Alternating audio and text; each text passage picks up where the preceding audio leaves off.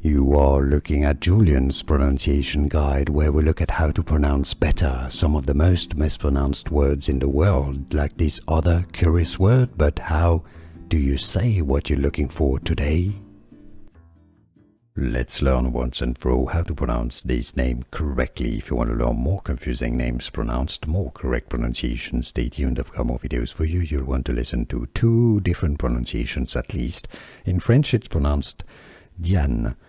And yes, very much of a French spelling, Dianne. Now, in English, it's either most generally, I believe, pronounced as Dianne, with a stress on the second syllable, not Diane, Diane, or more, or like the French way, Dianne as well. But generally in English pronunciation, Diane, in French, Dianne.